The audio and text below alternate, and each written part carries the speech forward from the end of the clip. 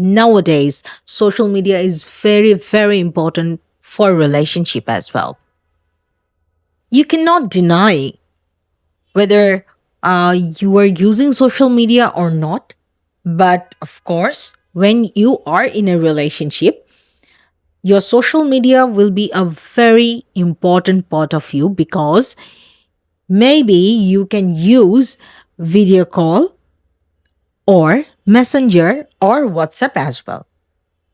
So আজকে social media using এর একটা নেগেটিভ অ্যান্ড পজিটিভ এই বিষয় নিয়ে আমি ছোট্ট একটা আলোচনা করতে চাই যে সোশ্যাল মিডিয়াতে কি করে নেগেটিভ ইম্প্যাক্ট পড়ছে।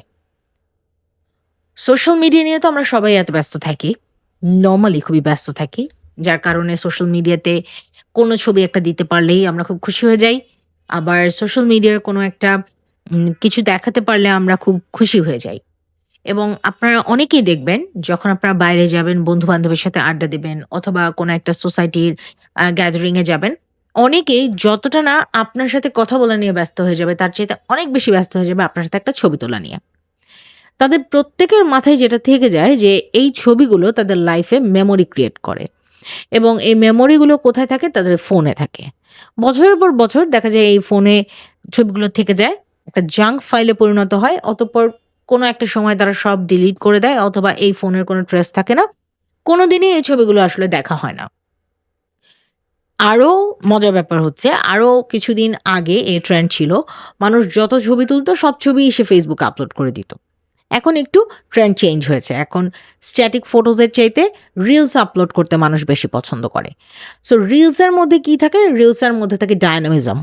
আপনার লাইফস্টাইল, আপনি কি করছেন, আপনার অ্যাক্টিভিটিস, আপনার খাওয়া-দাওয়া, আপনার বেবি শাওয়ার, আপনার প্রেগন্যান্সি অ্যান্ড অল এই সবকিছু থাকে রিলসের মধ্যে।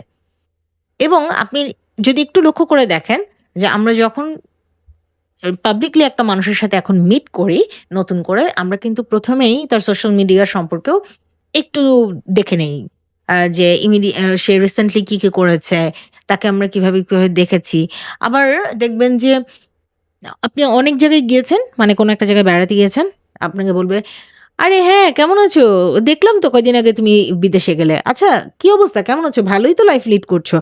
বেশ ঘুরে বেড়াচ্ছ।" আপনি হয়তো খুব বেশি শপিং এর ছবি দিয়েছেন অথবা আপনি খাবারের ছবি দিয়েছেন অথবা আপনি আপনার ট্যুরের ছবি দিয়েছেন। সো পিপল আর জাজিং you that you are very happy in your life and your life is very colourful. তো মজার ব্যাপার হচ্ছে আমরা সোশ্যাল মিডিয়াটাকে কিন্তু কেন ব্যবহার করি? আমরা ব্যবহার করি মানুষের সাথে কানেকশন বাড়ানোর জন্য। আমরা ব্যবহার করি মানুষকে আমাদের সম্পর্কে জানানোর জন্য। কিন্তু ততটুকুই জানাতে চাই যতটুকু আমি আসলে জানাতে চাই, ততটুকুই জানাতে দেয়া উচিত যতটুকু আমি জানাতে চাই। আর ততটুকু আমরা কখনোই দিব না যেটা আমরা জানাতে চাই না। ইন্টারেস্টিংলি আমরা জানাতে চাই অথবা না চাই তারপরেও কিন্তু আমাদের জানানো হয়ে যায়। আমরা আমাদের অজান্তেই অনেক কিছু মানুষকে জানিয়ে ফেলি।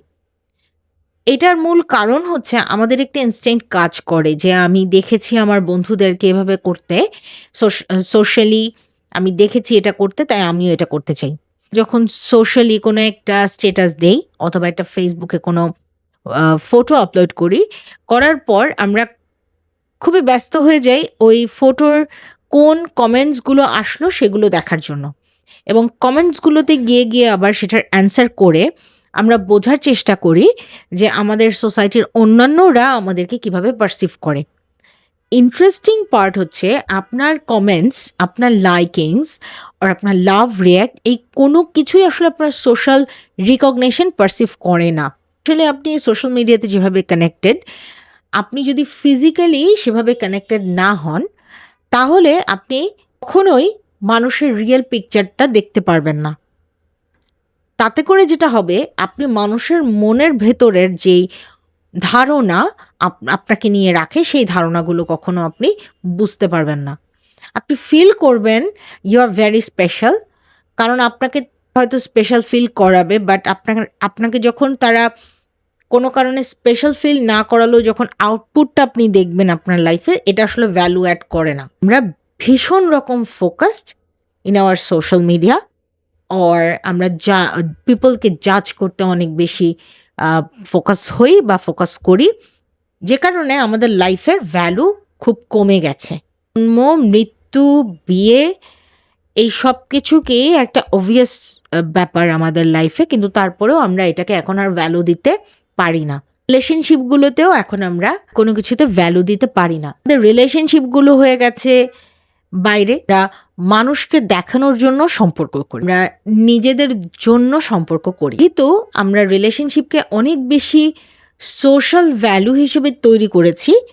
এই কারণে আমাদের নিজের মনের মধ্যে অনেক বেশি কষ্ট থাকলেও সেই রিলেশনশিপটাকে আসলে আমরা বেশি দিন ক্যারিও করতে পারি না।